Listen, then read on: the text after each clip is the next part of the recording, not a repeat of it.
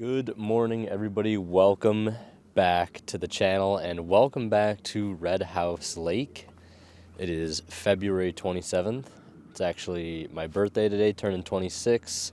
And as of last year on my birthday, I've kind of made it a tradition to go out and shoot sunrise on my birthday. Maybe it won't always be sunrise depending on, how I feel as I get older, but, just to try to get out somewhere in nature on that day. Just, I don't know. Something I like doing and something I want to continue doing. And last year I went to Letchworth, and that was well before I had started the vlog.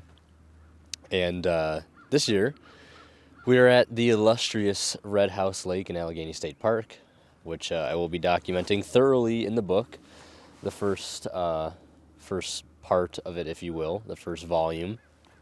But the sunset or sunrise forecast, I should say, called for, or is calling for what is supposed to be a spectacular sunrise. So I decided I would make my way down here, and I'm kind of just on the bike path here that borders ASP Route 1 on the edge of the lake here on probably the northern side of the lake. And I'm just kind of waiting to see what the clouds are going to do. Obviously, we want good clouds if we want to have like a really good sunrise, right? And when I got here, I was a little bamboozled, much like what happened with Zor, the last vlog, I think, at this point. No clouds in the sky, at least not from where I was coming from. The moon is like still out, still see it, still could see a lot of stars, but now I'm kind of just sitting here waiting to see what the clouds do. There are some clouds moving in, and I think you can even see behind me here this kind of shelf of clouds moving in, which I'm very hopeful for, actually, that they're the kind of the right height in the sky to catch a lot of the color. And I'm just waiting a little bit longer, because we do have some time. I actually got here like early this time. I got here before blue hour, which I think we're just now in blue hour, or just starting to be in blue hour. Golden hour should be starting soon, I think around like 6:40ish. But I'm kind of like in the middle of the two spots I wanted to try shooting, just in case the clouds go one way or the other.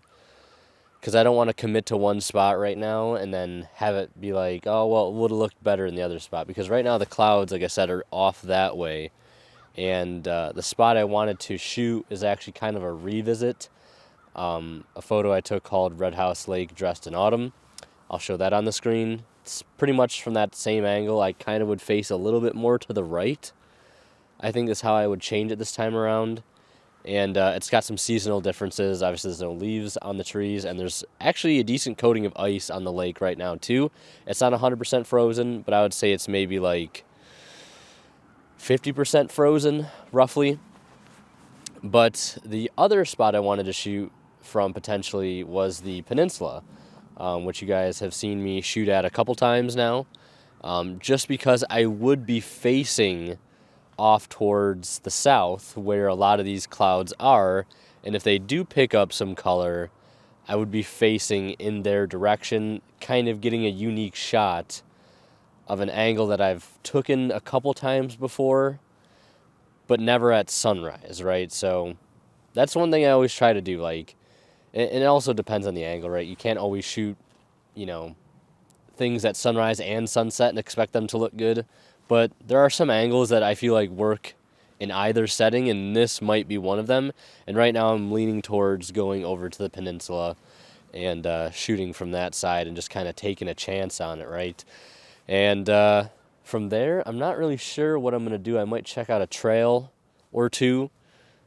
Probably just one, honestly, if I'm being honest, because I'm not feeling super ambitious. A little tired, but that was to be expected. It's always worth it.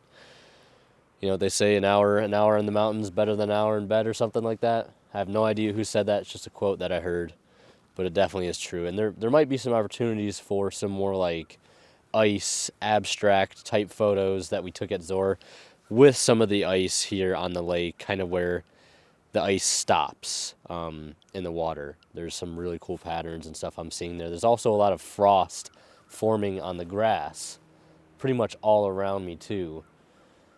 I only wish it was like covering all the trees like hoarfrost, right? That'd be really, really unique looking.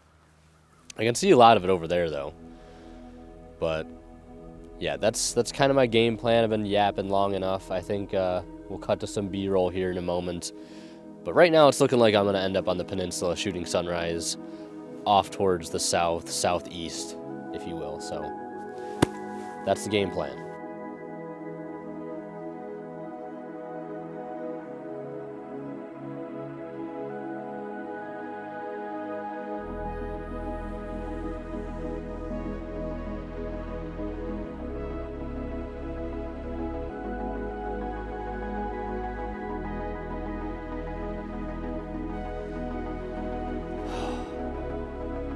Wow.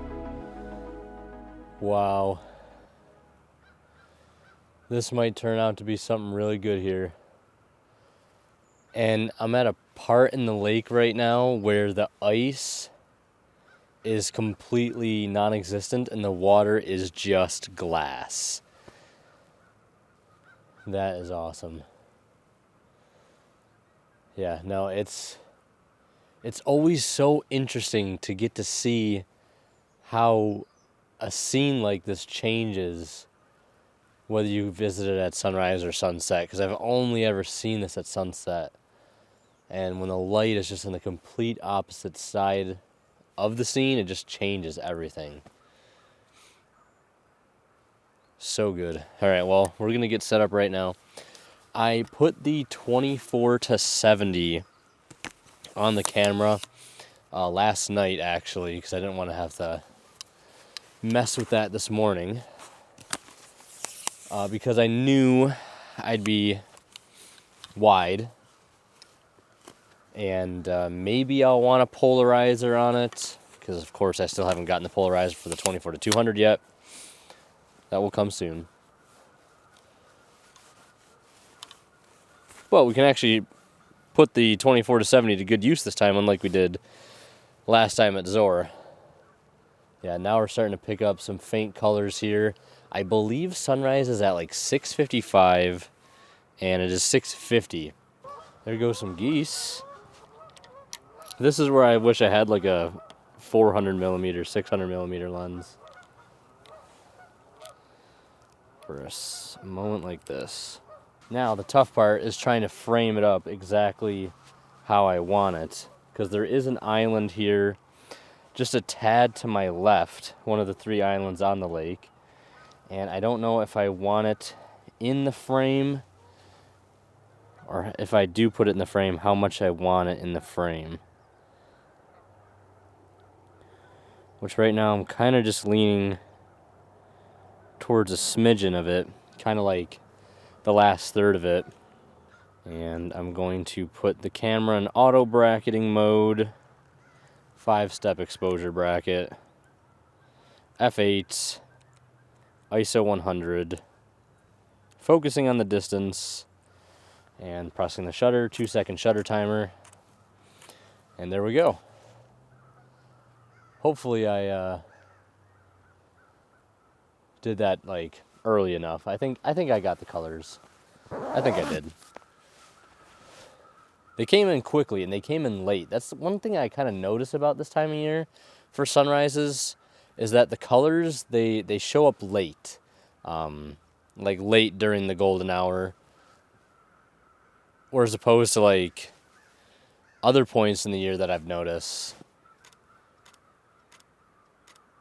they show up a lot earlier. I don't know if I'm just like making things up in my mind or if that's like actually how it is, because it definitely feels that way. I've also just been noticing a lot of cool scenes on the lead up to here with various trees and the frosted grass beneath them. So if the frost sticks around after sunrise, I might try to grab a couple of those. Lots of crows out today as well. A lot of birds. Heard a lot of birds this morning when I got here, despite how cold it was. It was like 51 degrees from where I left from at home. And when I got here, it was 31 degrees. So the temperature dropped 20 degrees, which, I mean, it makes sense because we're in much higher elevation, probably by over 1,000 feet. So I guess that would make sense, right? I'm going to keep taking brackets here occasionally.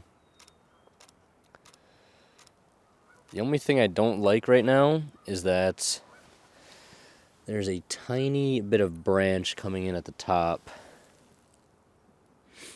And I can crop it out if I zoom in just a little bit more. So I think that's what I'm going to do. Of course, I could clone it out, but, like, I don't want to spend time cloning stuff out if I don't have to.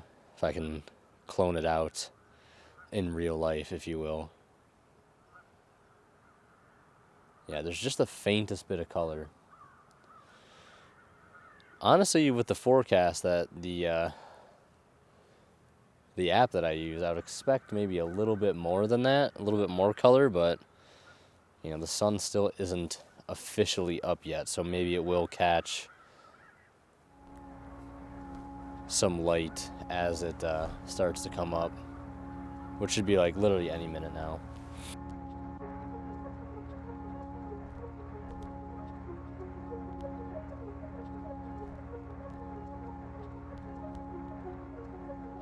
So from my original spot that I was just talking to you guys at, I have slightly moved just down a ways because I wanted to get a little bit closer to the water.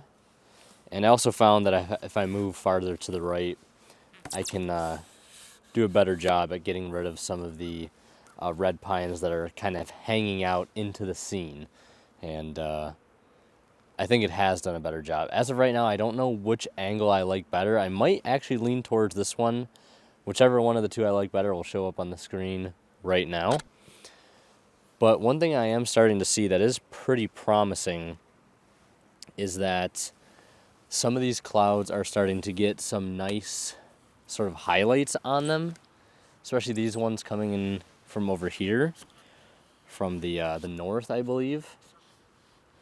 And it looks really, really nice. And according to the weather, which obviously you have to take with a grain of salt, the horizon is supposed to be relatively clear, so I'm hoping that when the sun finally does clear some of those hills off to the east, that we do get some maybe nice light on these hillsides here.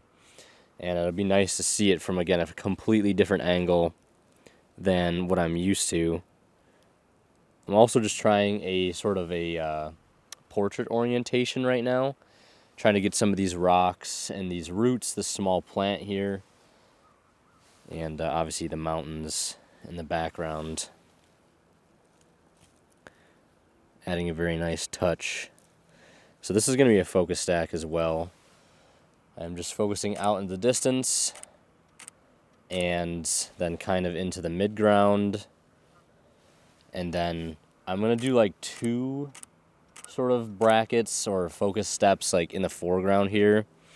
Make sure I have this plant in focus and the very rocks and roots and stuff at the very bottom. Might be easier said than done to pull off, so I'm going to go up to like F11 and try this again, just so the depth of field isn't as narrow. And I don't want to shoot it in such a way that if I, for some reason, can't pull off the edit, because focus stacking has always been one of my biggest weaknesses, just in terms of getting the blend right and stuff like that. I want to give myself options. So that might even mean I take like an F14, really wide depth of field, and then whatever is soft about the actual photo, we can obviously try to fix with sharpening in post, with a high pass filter, things like that.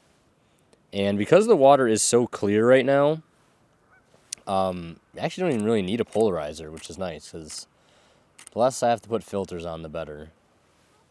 So I'm just going to take a few more of these.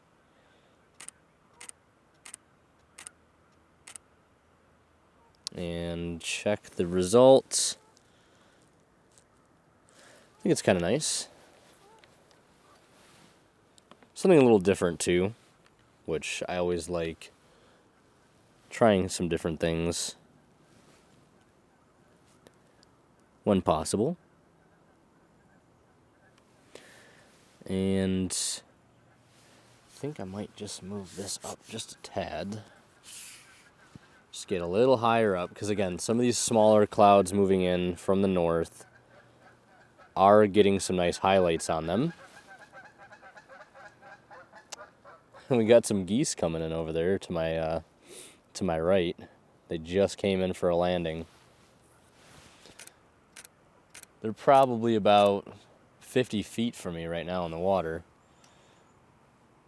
Yeah, I'm a sucker for reflections, and we've got a really good one right now.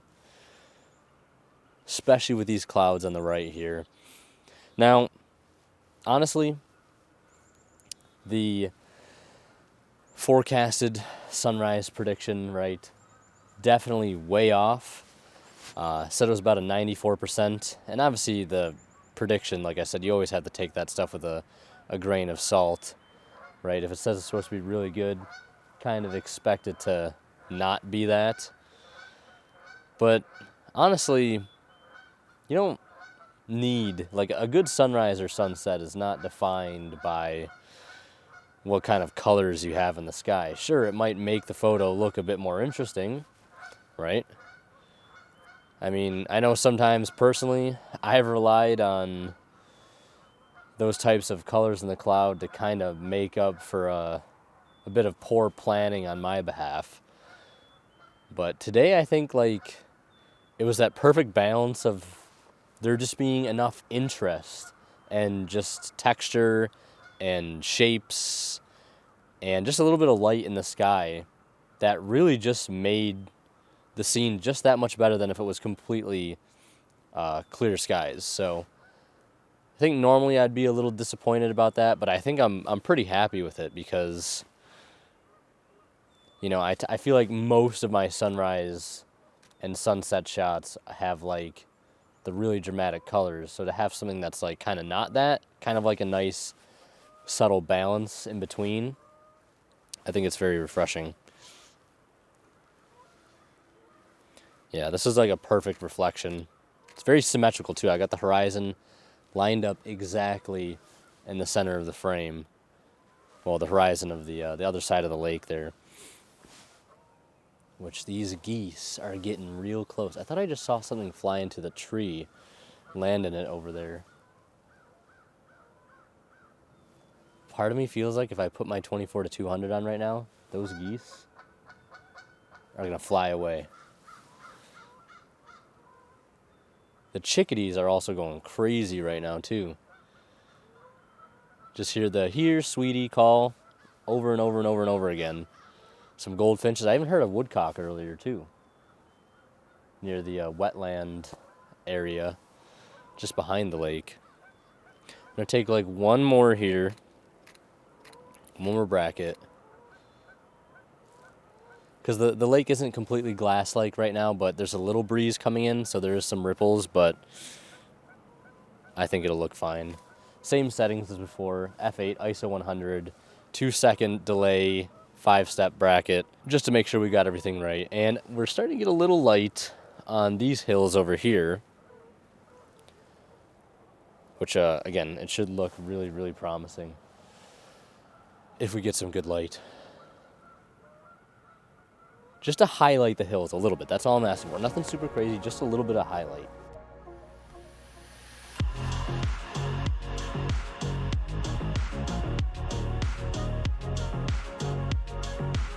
Alright, so something really cool just happened. Those two geese that were just over to my right, the one flew away because I don't think he wanted his picture taken, but the other one continued to just swim gently across the frame, and I upped my ISO, I think, to ISO 200 maybe, because I figured what better little subtle detail to add into this frame than a goose just kind of gliding its way across the lake. And it was leaving a little trail behind it too, a little wake. So I think I'll really like like that shot, and I might edit that one too and compare it against the other one. Just because, like, how could you not, right? You kind of incorporate wildlife and landscape kind of all into one, and I think it will probably help to better tell the story of this morning too, because I've just been constantly noticing wildlife left and right. So I think that might be the shot that makes it very, very cool. Yeah, it's just one of those small little unexpected things that you don't really think is gonna happen, and then it happens. You're like, wow, I got pretty lucky with that. So fingers crossed we see some other cool things too.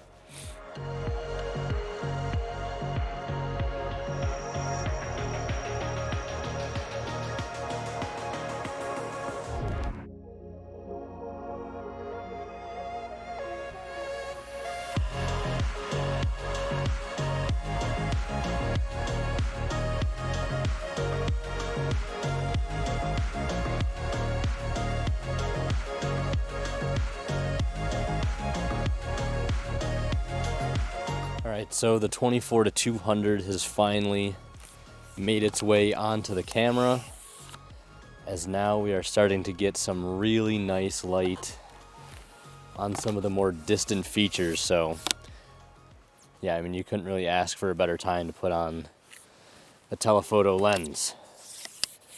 And there is a huge bird out there. I have no idea what it is, but it is huge. It's not a raptor. I can't tell if it's like a sandhill crane or if it's a great blue heron. Part of me doesn't think it's a great blue heron because it's just got white wings, which would be more indicative of a sandhill crane. But this thing is huge. Like, just seeing it fly from all the way over here, it's actually just insane how big it is. I was trying to do some of these shots handheld, but I'm not even going to mess around with that. Yeah, it's just right out there.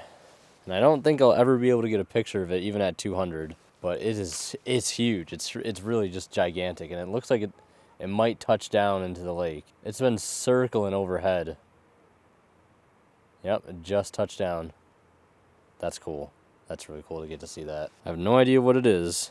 I can hear the call that it's making, but it's not really helping me to identify what it is. Just playing around with more reflection and light, all that good stuff. And I think I might be on the move here in a second. Not necessarily sure to where, but that's the fun of it, right?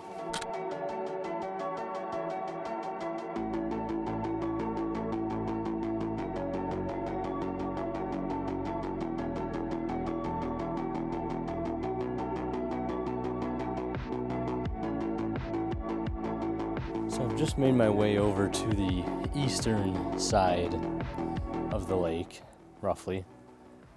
And I've got a much better view at what that giant bird was. Still a little far off to tell exactly what it is. Although I don't think it's a sandhill crane. It could be some kind of swan. But I'm not familiar with swan species and the type that are native to this area. So I have no idea what it is. But just wanted to come around and check out some familiar angles at an unfamiliar time. And we were here in this exact spot back in December a couple vlogs ago, if you guys remember that. I think it was on Christmas Eve, actually. So we were back in this spot. See what we can see. Yeah, so getting a closer look here, kind of digitally zooming in, I can definitely tell that it is some type of swan that has a rather cool black bill.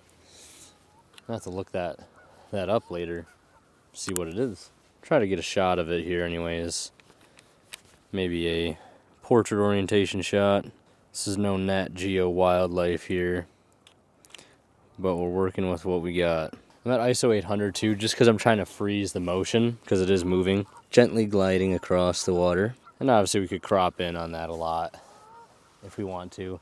That's something I've been experimenting more with, is like cropping and then using Lightroom's super resolution feature I've used it to save a couple photos, although I don't think I've ever actually used any of the image that I've used super resolution with.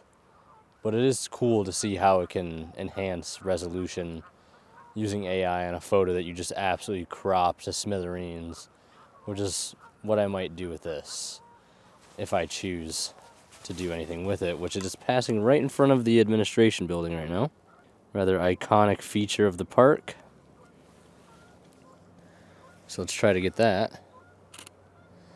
I can only imagine if I was on the other side of the park right now. If I chose to set up over there, he'd be passing pretty much right in front of me. But of course, if that were the case, he'd be on this side, right? That's just how it works sometimes. Very cool. Yeah, it's like a perfect mirrored reflection too at the administration building. Actually kind of making for a halfway decent composition. I've also got the exposure compensation brought down by 1 stop just to get even faster shutter speed as well. But there are some clouds kind of rolling into my left here, as you guys can probably tell. And it is kind of putting a little bit of a damper on the sun right now, kind of making the light not super flat, but it's kind of approaching that. The clouds are supposed to be kind of intermittent throughout the day. So I'm not sure where I'm going to go now, actually. Again, I don't know. There is a goose passing just right there, though. I'm going to see if I can try and get him.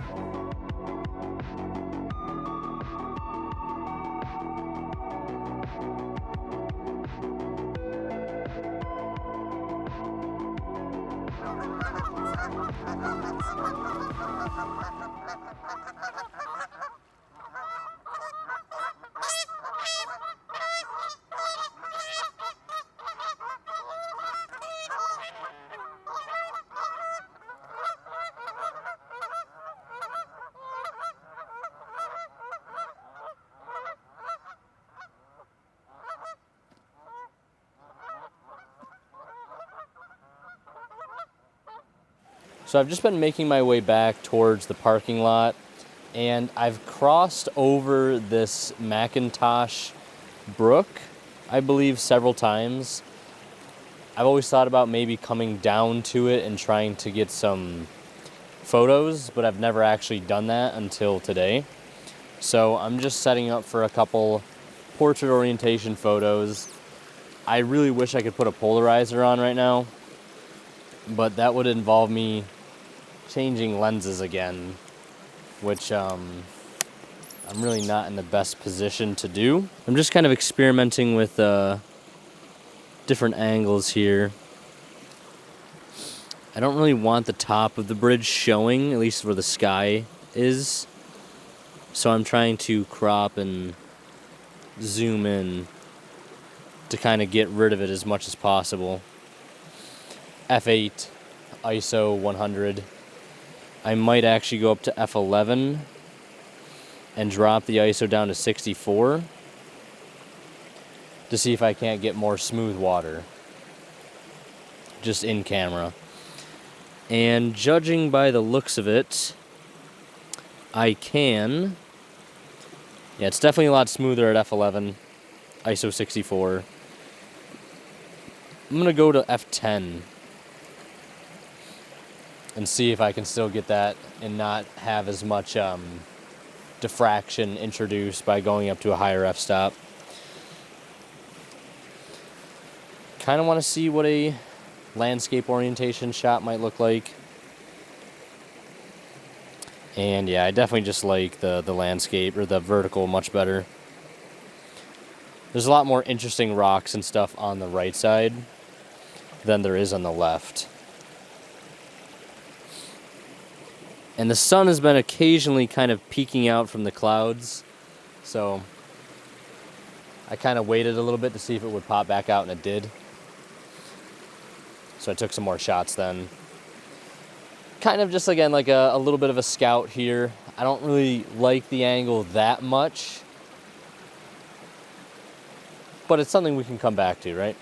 It's something we can definitely come back to.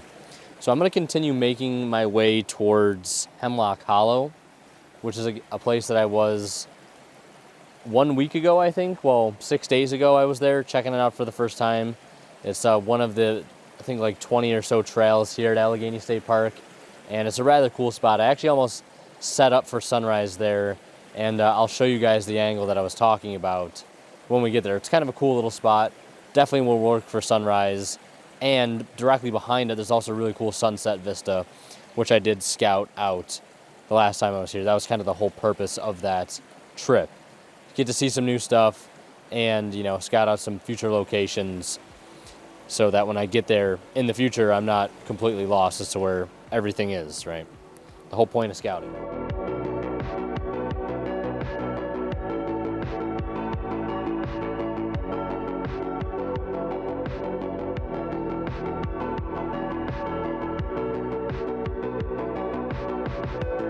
We are at the Hemlock Hollow trailhead, right near the entrance to the park, at least the entrance that I frequently come in here around the Red House Lake area. And we got some geese.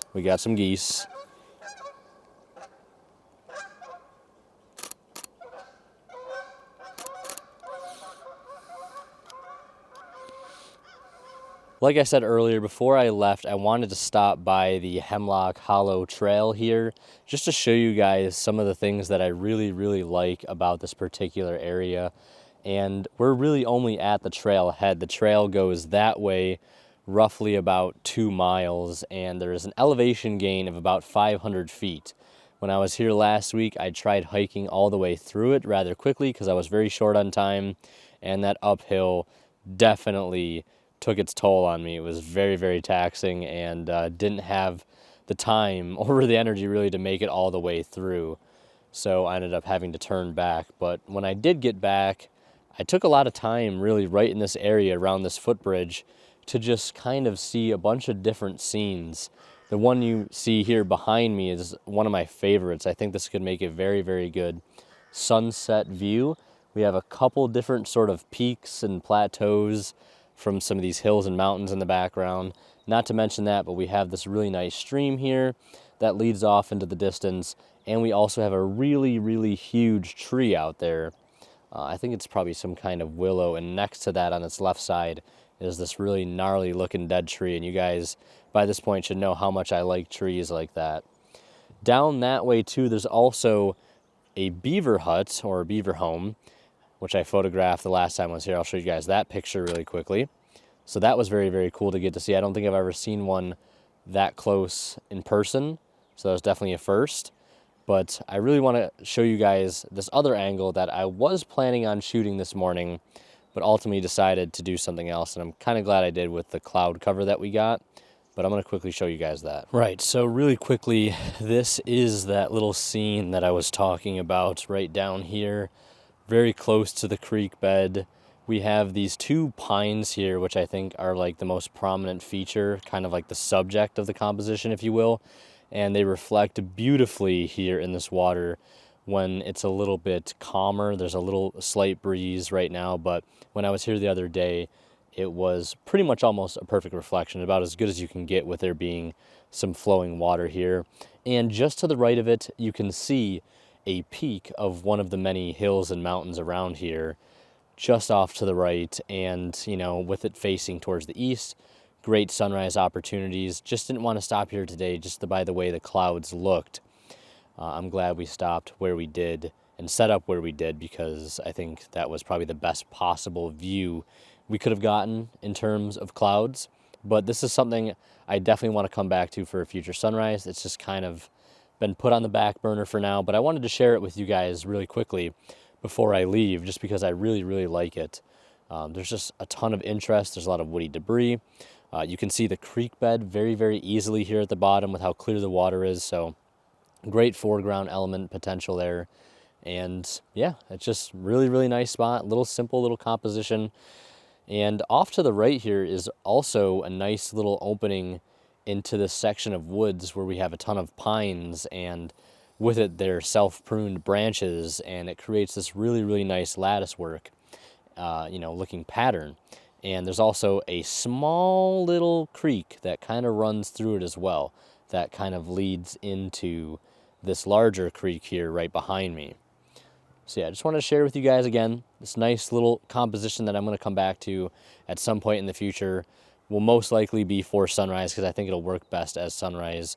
But like I said, there's also a great sunset spot literally directly behind us where I was just talking to you guys. So this area's got a lot of potential for both sunrise and sunset. Very promising so far. I'm very excited to check out other trails around the park and see what they have to offer. But, you know, for the first one I decided to visit, very, very promising start. So, but, you know, I'm expecting much more woodland vistas. I think I got kind of lucky with this one and how many very wide landscape vistas there are here. And they do look quite nice. So I think that is going to do it, though, for this trip, this birthday hike, whatever you want to call it. Had a lot of fun today, and we got a lot of really great shots that I'm very excited to post. They'll be available on my website. You guys have probably seen a lot of them by now throughout the video. And let me know what you think about them. Leave a like if you enjoyed. Consider subscribing if you haven't already. And again, link to my website and social medias down in the description if you want to follow me as a photographer on, you know, Facebook and Instagram, etc., etc. And also, that's where I'll be updating about my photo book. So if that's something you're interested in, definitely follow me there just so you can get updates about how that whole project is progressing, which it is progressing quite nicely. I'm about 50 pages in on the first section is almost complete, which is going to be talking about not Evangola State Park, Allegany State Park, this part, and some of the trips that I've taken here over the past year, and even some very recent ones, and I'll also be talking about Letchworth and Evangola State Park in this particular volume, this tome. And I'll be talking about these places again in future volumes in different sections that I haven't covered or haven't covered as in much detail as I have certain parts, right? So it's going to be an ongoing series because to put it all into one book, I think wouldn't be doing it justice, you know? There's just so much to see around here, so much to capture. And you could literally write endless amount of books, take endless amount of photos, and still have more to see, right? So thank you guys for watching. I appreciate all the support. This camera is about to die. Perfect timing, because I had to reshoot this, I think, like 2 times now. So yeah, thanks for watching. I'll see you guys on the next one.